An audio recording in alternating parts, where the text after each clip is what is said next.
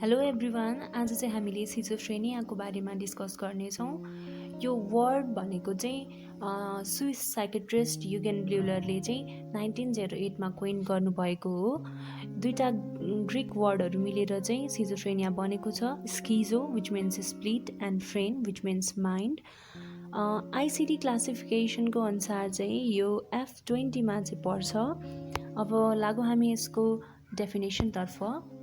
Schizophrenia is a psychotic condition characterized by a disturbance in thinking, emotions, volitions, and faculties in the presence of clear consciousness, which usually leads to social withdrawal. भन्नुको मतलब यो एउटा यस्तो psychotic condition हो जसमा चाहिँ मान्छेको आफूले क्लियरली थिङ्क गर्न सक्ने, त्यसमा चाहिँ कस्तो खालको इमोसन व्यक्त गर्ने र उसको एक्टिभिटिजहरू र उसको चाहिँ एउटा क्लियरली थिङ्किङ गर्न सक्ने क्यापेसिटी चाहिँ डिस्टर्ब भएको हुन्छ in the presence of the clear consciousness. अनि जसले गर्दाखेरि चाहिँ उसले आफूलाई सोसियल्ली चाहिँ विथड्रल गर्न सक्छ। अब लागौँ यसको इपिडेमियोलोजीतर्फ। यसको कुरा गर्नु पर्दाखेरि चाहिँ 1000जनामा एटलिस्ट 3देखि 4जनालाई चाहिँ सिजोफ्रेनिया भएको पाइन्छ। इभन जेनरल पपुलेसनमा पनि 1%लाई चाहिँ इन लाइफ टाइम एकचोटि चाहिँ सिजोफ्रेनिया हुन सक्ने चान्स रहेको हुन्छ र यसको प्रिभ्यालेन्स भनेको मेन र वुमेनमा चाहिँ उत्तिकै रहेको हुन्छ र यसको पिक अनसेट एज भनेको चाहिँ 15 to 25 इयर्स हो मेनहरूको लागि भने 25 to 35 इयर्स हो फिमेलहरूको लागि। र चाहिँ यो अबाउट 2/3 अफ द केसेस चाहिँ एज ग्रुप 15 to 30 मा चाहिँ देखिरहेको हुन्छ र मोस्ट कमनली चाहिँ लोवर सोसियो इकोनोमिक ग्रुप्सहरूमा चाहिँ सिजोफ्रेनिया देखिरहेको हुन्छ। अब हामी लागौँ यसको इटियोलोजीतर्फ। इटियोलोजीको कुरा गर्नु पर्दाखेरि बायोलोजिकल थ्योरी छ, साइकोडाइनामिक थ्योरी छ, होइन, स्ट्रेस मोडल छ, त्यसै गरी चाहिँ सोसल फ्याक्टर्सहरू रहेको छ। फर्स्ट अफ अल चाहिँ बायोलोजिकल थ्योरीमा जाउँ जसमा बायोकेमिकल थ्योरिज, त्यसमा पनि डोपामिन हाइपोथेसिसको कुरा गर्नु पर्दाखेरि यदि excess of dopamine dependent neuronal एक्टिभिटिजहरू चाहिँ ब्रेनमा भयो भने त्यसले गर्दाखेरिमा सिजोफ्रेनिया कज गर्न सक्छ र सँगसँगै अरू चाहिँ न्युरो ट्रान्समिटर्सहरू जस्तै नोरेपिनेफ्रिन, सेरोटोनिन, एसिटाइलकोलिन र गामा एमिनोब्युटारिक एसिड्स गाबाको चाहिँ यदि त्यसमा चाहिँ डिस्टर्बेन्सहरू भयो भने चाहिँ त्यसले गर्दा चाहिँ सिजोफ्रेनिया कज गर्न सक्छ। साथसाथै न्युरो स्ट्रक्चरल थ्योरिजको कुरा गर्नु पर्दाखेरि चाहिँ के सजेस्ट गरेको छ भन्दा प्रिफ्रन्टल कर्टेक्स र लिम्बिक कर्टेक्स चाहिँ फुल्ली डेभलप हुँदैनन् सिजोफ्रेनिक भएको पेसेन्टहरूमा र त्यसमा चाहिँ ब्रेन भोल्युमहरू डिक्रिज भएको हुन्छ। लेटरल र थर्ड भेन्ट्रिकल्सहरू चाहिँ लार्जर हुन्छ। सँगसँगै फ्रन्टल लोब, सेरिबेलम र लिम्बिक स्ट्रक्चरको चाहिँ एट्रोफी भएको हुन्छ, त्यो साँगुरिएको हुन्छ, खुम्चिएको हुन्छ र सँगसँगै size of the sulci on the surface of the brain चाहिँ इन्क्रिज भएको हुन्छ भनेर चाहिँ न्युरो स्ट्रक्चरल थ्योरिजहरूले चाहिँ भनेको छ। त्यसै गरी अब जेनेटिक थ्योरिजको कुरा गर्नु पर्दाखेरि चाहिँ कन्सान्ग्युइनस म्यारिज भएको त्यस्तो केसेसहरूमा चाहिँ यो डिजिज मोस्ट कमनली चाहिँ देखिरहेको हुन्छ र चाहिँ हायर प्रोबेबिलिटी पनि रहेको हुन्छ जेनरल पपुलेसनभन्दा सिजोफ्रेनिया डेभलप हुने। सँगसँगै अब पेरिनेटल रिस्कको फ्याक्टरको कुरा गर्नु पर्दाखेरि चाहिँ यदि आइडेन्टिकल ट्विन्स छ भने 50% चान्स हुन्छ, रिस्क हुन्छ। चाहिँ फ्र्याटर्नल ट्विन एफेक्टेड छ भने 15%, ब्रदर अथवा सिस्टर चाहिँ एफेक्टेड छ भने 10%, अनि वान प्यारेन्ट एफेक्टेड हुनुहुन्छ भने 15%, बोथ प्यारेन्ट एफेक्टेड हुनुहुन्छ भने 35% चाहिँ रहेको हुन्छ। सेकेन्ड डिग्री रिलेटिभ चाहिँ एफेक्टिभ छ भने 2 to 3% र जेनरल पपुलेसनको लागि भनेको 1% छ। यदि कोही पनि रिलेटिभ एफेक्टेड छैन भने पनि 1% चान्स चाहिँ रहेको हुन्छ। र प्रिनेटल र पेरिनेटल रिस्क फ्याक्टरको कुरा गर्नु पर्दाखेरि चाहिँ म्याटर्नल इन्फ्लुएन्जा, होइन, बर्थ चाहिँ यदि विन्टर अथवा अर्ली स्प्रिङ सिजनमा भएको छ अनि complication of the pregnancy particularly लेबरको टाइममा अथवा चाहिँ डेलिभरी टाइममा भएको छ भने सिजोफ्रेनिया हुन सक्ने रिस्क चाहिँ रहेको हुन्छ। अब लागौँ हामी साइकोडाइनामिक थ्योरिजतर्फ। साइकोडाइनामिक थ्योरिजले चाहिँ के भनेको छ भन्दाखेरिमा एकर्डिङ टु फ्रियड चाहिँ डेभलपमेन्टल थ्योरिजमा चाहिँ के भनेको छ भन्दा यदि त्यो व्यक्तिले चाहिँ आफूलाई ओरल स्टेजमै रिग्रेसन भयो भने, उसको रिग्रेसन चाहिँ ओरल स्टेजमै भयो भने उसको डिफेन्स मेकानिजम, उसको रियाक्सन फर्मेसन चाहिँ राम्रोसँग हुन सक्दैन, जसले गर्दा डिनायल, प्रोजेक्सन र रियाक्सन फर्मेसनहरू देखाउने चाहिँ हुनसक्छ, होइन। अनि इगो जुन हाम्रो सुपर इगोको कुराहरू छ त्यसको डेभलपमेन्ट चाहिँ राम्रोसँग भइसकेको हुँदैन, जसले गर्दाखेरिमा एरेस्टेड भएको कारणले गर्दाखेरि त्यसले पनि उसलाई चाहिँ एज अ रिग्रेसनको रूपमा पनि चाहिँ सिजोफ्रेनिया देखिन सक्छ भनेर भनेको छ। अब फ्यामिली थ्योरिजको कुरा गर्नुपर्दा यदि मदर चाइल्ड रिलेसनसिपमा पनि यदि मदर चाहिँ एकदम कोल्ड बिहेभियर भएको, एकदम कडा अनि ओभर प्रोडक्टिभ होइन, अनि त्यसपछि डोमिनियरिङ खालको छ भने चाहिँ त्यस्तो केसमा पनि बच्चालाई चाहिँ सिजोफ्रेनिया देखिन सक्छ होइन। बच्चा बेलामा त्यस्तो बिहेभ भयो भने पछि गएर पनि देखिन सक्ने भयो। अब डिसफङ्सनल फ्यामिली सिस्टम छ, बाउ र आमाको झगडा भइरहन्छ होइन, म्याराइटल स्क्युनेस छ भने त्यसले गर्दाखेरिमा पनि बच्चाको चाहिँ उसको मेन्टल हेल्थमा चाहिँ असर पर्छ होइन। अनि त्यसपछि चाहिँ डबल ब्लाइन्ड कम्युनिकेसन छ प्यारेन्ट्सहरूमा होइन। प्यारेन्ट्सहरूले एउटाले एक थरीको कुरा भन्नुहुन्छ, अर्को थरीले अर्को थरीको कुरा गर्नुहुन्छ भने त्यो incompatible message at the same time भयो भने बच्चाको दिमागले चाहिँ प्रोसेस गर्न सक्दैन, जसको कारणले गर्दा पछि गएर सिजोफ्रेनिया देखिन सक्ने चान्स चाहिँ धेरै रहेको हुन्छ उसको। अब अर्को यो भल्नरेबिलिटी स्ट्रेस मोडल भन्ने पनि छ, जसमा चाहिँ दुइटै बायोलोजिकल र साइकोडाइनामिकले गर्दा प्रिडिस्पोजिसन भएको छ भने र सँगसँगै त्यो कपल्ड भयो केसँग त भन्दा स्ट्रेससँग कपल भयो भने त्यसले गर्दाखेरिमा चाहिँ सिजोफ्रेनिया चाहिँ देखिन सक्छ भनेर भनेको छ। त्यसै गरी सोसल फ्याक्टर्सहरूमा चाहिँ एकदमै लोवर चाहिँ सोसियो इकोनोमिक कन्डिसन छ होइन। अनि त्यसपछि लो सोसल क्लासेसको छ भने उसलाई चाहिँ धेरै देखिएको चाहिँ पाइएको छ, एउटा प्रिडिस्पोजिङ फ्याक्टर्सको रूपमा चाहिँ लिइएको छ। अब लागौँ हामी यसको क्लिनिकल फिचर्सतर्फ। क्लिनिकल फिचर्सको कुरा गर्नुपर्दा 4A को कुरा गरेको चाहिँ एफेक्टिभ डिस्टर्बेन्स, जसमा चाहिँ inability to show the appropriate emotional response होइन, एउटा ब्लन्टेड खालको फ्ल्याटन खालको एफेक्ट चाहिँ देखाउन सक्छ। जस्तो कुरा गरिरहेको छ त्यही अनुसारको उसको एफेक्ट नहुन सक्छ, उसको इमोसनल रेस्पोन्स त्यही अनुसारको नहुन सक्छ। अर्टिस्टिक थिङ्किङ भन्नुको मतलब आफूसँग मात्रै प्रिअकुपाइड भएको, अरूको बारेमा अरूको एक्सटर्नल रियालिटीको बारेमा एकदमै लिटल कन्सर्न गर्ने होइन, प्रिअकुपाइड विथ द सेल्फ होइन, unable to relate to the others होइन, अरूसँग रिलेट गर्न नसक्ने, इन्भाइरोमेन्टसँग घुलमिल हुन नखोज्ने, त्यस्तो खालको चाहिँ थिङ्किङहरू आउँछ।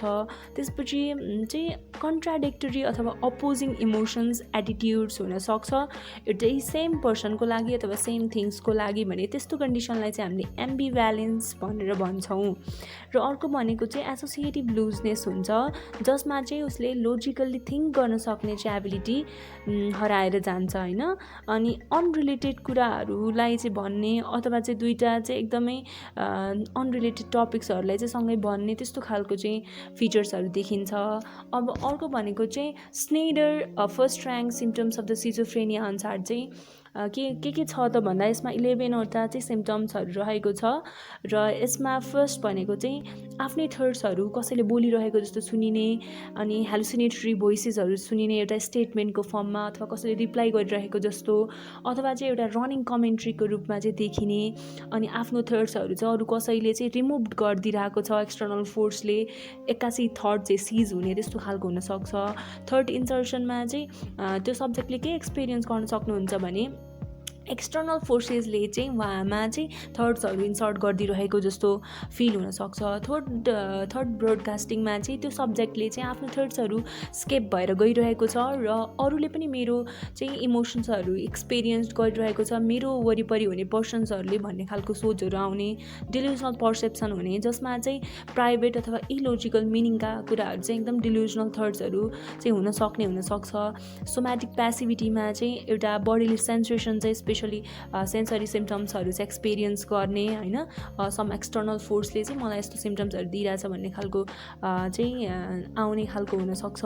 त्यसै गरी चाहिँ अरूले मेरो एक्ट होइन, अरू एक्सटर्नल फोर्सले गर्दा चाहिँ मेरो एक्टलाई, मेरो बिहेभियरलाई चाहिँ, मेरो भोलिसन्सलाई चाहिँ एफेक्ट गरिरहेको छ, म चाहिँ एउटा रोबोटको रूपमा काम गरिरहेको छु भन्ने खालको चाहिँ थट्सहरू आउने होइन। अनि त्यसपछि सब्जेक्टले चाहिँ इम्पल्सेसहरू चाहिँ एक्सपिरियन्स गर्न सक्नुहुन्छ as imposed by the some external force होइन।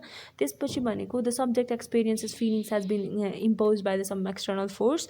त्यसै गरी अब हाम्रो भनेको पोजिटिभ र नेगेटिभ सिम्पटम्स अफ सिजोफ्रेनिया रहेको छ। पोजिटिभ सिम्पटम्समा भनेको डिल्युजन्स, हेलुसिनेसन, अनि एजिटेसन, एग्रेसिभ बिहेभियर, सस्पिसियसनेस होइन, पोसिबल सुसाइडल टेन्डेन्सिजहरू, यो भनेको पोजिटिभ चाहिँ सिम्पटम्स हो। यसलाई चाहिँ एकदमै चाँडोभन्दा चाँडो यसको चाहिँ हामीले सल्युसन्स खोज्नतिर लाग्नुपर्छ। हाम्रो चाहिँ यसको ट्रिटमेन्टतिर हामी जानुपर्छ। नेगेटिभमा चाहिँ एफेक्टिभ फ्ल्याटनिङ, एभोल्युसन होइन, ल्याक अफ इनिसिएटिभ खालको, अनि एटेन्सनल इम्पेयरमेन्ट, एनेडोनिया भन्नुको मतलब इनएबिलिटी टु एक्सपिरियन्स प्लिजर होइन, ल्याक अफ स्पिच, एलोजिया, यस्तो खालको चाहिँ सिम्टम्सहरू देखिन सक्छ। यो भनेको चाहिँ हाम्रो प्रिमिटिभ सिम्टम्सहरू हो। यसबाट चाहिँ हामी बढ्दै बढ्दै गएर पछि डिल्युजनल हेलुसिनेसन्स, पोस्टिम सिम्टम्सहरू पनि देखिन सक्छ। त्यही भएर चाहिँ हामीले हाम्रो वरिपरि रहेको व्यक्तिहरूलाई चाहिँ हामीले अब्जर्भ गर्नुपर्छ। र अब चाहिँ हामी यसको क्लिनिकल टाइप्सतर्फ जाउँ। यसमा 7वटा टाइप्स रहेको छ: प्यारानोइड, हेभिफ्रेनिक, क्याटाटोनिक, रेजिडुअल, अनडिफ्रेन्सिएटेड, सिम्पल र पोस्ट सिजोफ्रेनिक डिप्रेसन।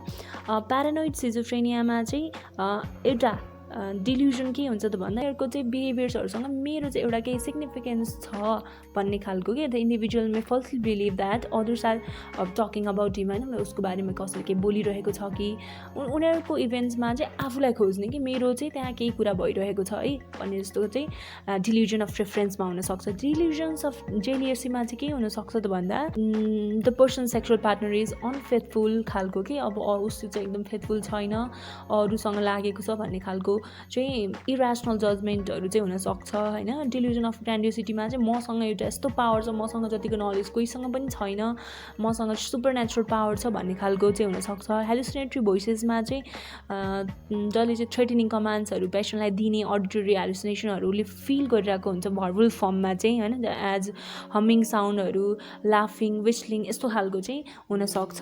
त्यसै गरी अब हेभिफ्रेनिकमा चाहिँ के हुन्छ त भन्दा एउटालाई चाहिँ डिसअर्गनाइज सिजोफ्रेनिया पनि भनिन्छ, अनि अर्ली र इन्सिडियस अनसेट रहेको हुन्छ, अनि यसको चाहिँ पुवर प्रिमोर्बिड पर्सनालिटीसँग चाहिँ रिलेटेड रहेको हुन्छ होइन। अनि त्यसपछि सिभियर लुजनिङ अफ एसोसिएसन हुन्छ, सँगसँगै एक्सट्रिम सोसियल इम्पेयरमेन्ट चाहिँ हामीले हेभिफ्रेनिक भएको पेसेन्टहरूमा चाहिँ देखिन सक्छ। डिल्युजन्स र हेलुसिनेसन भनेको चाहिँ फ्रेगमेन्टरी र चेन्जेबल खालको हुन्छ। अदर बिहेभियर्सहरूमा चाहिँ सेन्सलेसनेस, गिग्लिङ अथवा मिरर गेजिङ हुने, ग्राइमेसिङ, म्यानरिजम, एउटा खालको म्यानरिजम, एउटै खालको त्यो चाहिँ म्यानरिजमहरू देखाउन सक्ने त्यस्तो खालको चाहिँ हुनसक्छ। कोर्स भनेको एकदम क्रोनिक र प्रोग्रेसिभली चाहिँ डाउनहिल हुन्छ र विदाउट सिग्निफिकेन्ट रिमिसन्स, अनि reduction in the severity of the symptoms हुन्छ। रिकभरी चाहिँ classically never occurs and it has one of the worst prognosis among all of the sub types. अर्को भनेको चाहिँ क्याटाटोनिक सिजोफ्रेनिया। क्याटाटोनिक सिजोफ्रेनियामा चाहिँ characterize by the mark disturbance of the motor बिहेभियरमा, जसमा चाहिँ स्ट्युपर, एकदम नहल्लिकन नहलचलाइकन बस्न सक्ने, बसिरहने त्यस्तो खालको क्याटाटोनिक पोजिसनहरू देखिने होइन। अनि त्यसपछि alternating between the excitement and stupor खालको चाहिँ फिचर्सहरू देखिन सक्छ। म्युटिजम, रिजिडिटी होइन, नेगेटिभिजम, अनि त्यसपछि पोस्चरिङ, इकोल्यालिया, इकोप्रेजिया। अब इकोल्यालिया भनेको रिपिटिसन अथवा मिमिक्री अफ दि फ्रेजेड वर्ड्स हो भने इकोप्रेजिया भनेको चाहिँ एक्सन्सको चाहिँ मिमिक्री हो। अनि भ्याक्सी फ्लेक्सिबिलिटी, जसमा चाहिँ parts of the body can be placed in the position that will be maintain for a long period of time even if it is very uncomfortable भन्ने खालको कुरा भयो। त्यसपछि रेजिडुअल सिजोफ्रेनियामा चाहिँ सिम्टम्स अफ द रेजिडुअल सिजोफ्रेनियामा चाहिँ के हुन्छ त भन्दा इमोसनल ब्लन्टिङहरू, अनि त्यसपछि इसेन्ट्रिक बिहेभियर्सहरू, illogical thinking, social withdrawal and loosening of the association चाहिँ देखिन सक्छ। अनडिफ्रेन्सिएटेडमा यदि माथिको कुनै पनि सब टाइपमा मिल्न गएन भने चाहिँ त्यो अनडिफ्रेन्सिएटेड सिजोफ्रेनियामा जान्छ। र अर्को भनेको सिम्पल सिजोफ्रेनिया। यो चाहिँ अर्ली एन्ड इन्सिडियस अनसेट हुन्छ, एउटा एकदमै प्रोग्रेसिभ कोर्सको, र presence of the characteristics of the negative symptoms, vague hypochondriacal फिचर्सहरू, wandering tendency, self absorbed idleness, अनि त्यसपछि एमलेस एक्टिभिटीहरू चाहिँ पेसेन्टले देखाउन सक्नुहुन्छ। It differs from the residual schizophrenia in that there never has been an episode with all the typical psychotic symptoms. The prognosis is very poor. Simple भनिए तापनि यसको प्रोग्नोसिस चाहिँ एकदम पुवर रहेको हुन्छ। अनि पोस्ट सिजोफ्रेनिक डिप्रेसनको कुरा गर्नुपर्दा डिप्रेसिभ फिचर्स डेभलप होइन in the presence of the residual or the active features of the schizophrenia, अनि चाहिँ it is associated with an increase risk of the suicide. अब यसको हामी डायग्नोसिस र इन्भेस्टिगेसनमा जाउँ। डायग्नोसिसमा गर्ने भनेको चाहिँ ICD-10 को चाहिँ क्राइटेरिया अनुसार हो। अफिसियल डायग्नोसिस भने कि ICD-10 क्राइटेरियामा बेस्ट भएको हुन्छ। अब इन्भेस्टिगेसनको कुरा गर्नुपर्दा चाहिँ एउटा त्यस्तो कुनै पनि एउटा स्पेसिफिक डायग्नोस्टिक टेस्ट छैन जसले चाहिँ कन्फर्म गर्न सकोस् कि सिजोफ्रेनिया नै भएको हो भनेर। बट अरू चाहिँ हामीले हेर्न सकिन्छ, जस्तै भिटामिन डेफिसियन्सिजहरू छ कि, युरेमिया, थाइरोटोक्सिकोसिस होइन, इलेक्ट्रोलाइट इम्ब्यालेन्सहरू छ कि भनेर हेर्न सकिन्छ। र सिटी स्क्यान र एमआरआई को थ्रुबाट चाहिँ इन्लार्ज भेन्ट्रिकल्सहरू छ कि छैन, इन्लार्जमेन्ट अफ द सल्काई छ कि छैन भनेर हामीले हेर्न सकिन्छ। त्यसै गरी सेरिबेलमको एट्रोपी भएको छ कि छैन भनेर चाहिँ हेर्न सकिन्छ। अब ट्रिटमेन्ट मोडालिटिजको कुरा गर्नुपर्दा चाहिँ फार्माकोथेरापी, अनि त्यसपछि इलेक्ट्रोकन्भल्सिभ थेरापी र चाहिँ हाम्रो साइकोसोसियल थेरापी रहेको हुन्छ। फार्माकोथेरापीमा चाहिँ क्लोजापाइन, रेस्पेरिडोन, ओलान्जापाइन, क्युटियापाइन अनि जिप्रासिडोन यस्तो खालको ड्रग्सहरू चाहिँ युज गरिन्छ। कन्भेन्सनल युजमा भनेको चाहिँ अब त्यो क्लोरप्रोमाजिनहरू चाहिँ युज भइरहेको थियो, हेलोपेरिडोलहरू युज भइरहेको थियो है। अनि त्यसपछि अब हामीले इलेक्ट्रोकन्भल्सिभ थेरापीमा चाहिँ युजली 8 to 12 एसिटीहरू चाहिँ निडेड भएको हुन्छ। मेनली कस्तो बेलामा चाहिँ एसिटी दिन्छ भन्दा क्याटाटोनिक स्टुबर छ, अनकन्ट्रोल्ड क्याटाटोनिक एक्साइटमेन्टहरू छ, severe side effect with drugs खालको पेसेन्ट हुनुहुन्छ भने, अथवा चाहिँ schizophrenia refractory to all other forms of the treatment छ भने त्यस्तो बेलामा हामीले इसिटी दिन्छौँ। र साइकोलोजिकल थेरापिजहरूमा चाहिँ हामीले ग्रुप थेरापीहरू दिने, बिहेभियर थेरापीहरू दिने होइन, अनि त्यसपछि हामीले सोसियल स्किल ट्रेनिङहरू दिने, कग्निटिभ थेरापीहरू दिने, फ्यामिली थेरापीहरू दिने चाहिँ गर्न सकिन्छ। जसले गर्दाखेरिमा चाहिँ हामीले डिस्ट्र्याक्टिबिलिटी र करेक्टिङ उहाँहरूको जजमेन्टलाई चाहिँ करेक्ट गर्न सक्छौँ। त्यसै गरी साइकोसोसियल रिहेबिलिटेसनको कुरा पनि चाहिँ हामीले गर्न सकिन्छ, जसले गर्दाखेरि चाहिँ उहाँको स्किल्स, भोकेसनल गाइडेन्स र इन्डिपेन्डेन्ट जब प्लेसमेन्ट चाहिँ हामीले गराउन सक्छौँ। र अब चाहिँ हामी नर्सिङ म्यानेजमेन्टको कुरा गर्नुपर्दा चाहिँ उहाँहरूको डिस्टर्ब थर्ड प्रोसेस भएको हुन्छ, रिलेटेड टु जे पनि हुनसक्छ, जस्तै inability to trust, panic activity हुनसक्छ, पोसिबल हेरिडिटरी अथवा बायोकेमिकल फ्याक्टर्स हुनसक्छ, evidence by the delusional thinkings अथवा extreme suspicious of the others हुनसक्छ। त्यस्तो बेलामा हामीले कसरी गर्ने त भन्दा उहाँहरूको कन्टेन्ट अफ डिल्युजन कस्तो छ होइन, क्ल्यारिफाई गर्ने मिनिङ्सहरू, as is the intensity, frequency and ड्युरेसनको कुराहरू भयो। अनि त्यसपछि approach the patient with the calmness, empathy and gentle eye contact. अनि मिसइन्टरप्रिटेसन्सहरू चाहिँ यदि पेसेन्टको छ भने त्यसलाई क्ल्यारिफाई गर्ने, केयरफुल मोनिटरिङ गर्ने होइन, अनि discourage the long discussions about any irrational थिङ्किङ्सहरूको बारेमा एउटा एकदम लङ डिस्कसनहरू गरिरहनु भएको छ भने उहाँलाई त्यसमा चाहिँ डिस्करेज गर्ने। अनि encourage the patient to express the feelings as much as possible.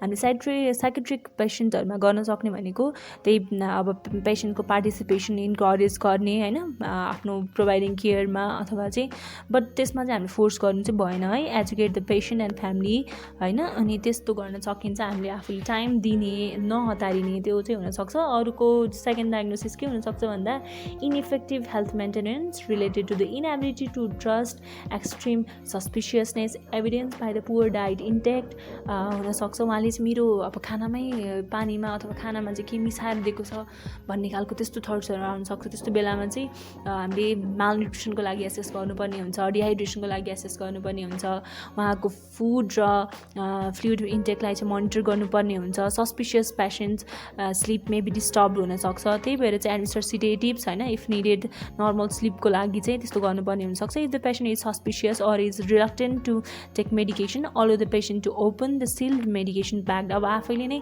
Pack निकालेर खानुहोस् भनेर भन्नुपर्ने अवस्था हुनसक्छ, किनभने तिमीले खोलेर दिँदाखेरि केही मिसायो भन्ने चाहिँ त्यस्तो थट हुनसक्छ। इफ टोइलेटिङ इज निडेड होइन, त्यस्तो बेलामा चाहिँ स्ट्रक्चर्ड सेड्युल चाहिँ पेसेन्टको लागि चाहिँ हामीले बनाइनुपर्ने हुन्छ।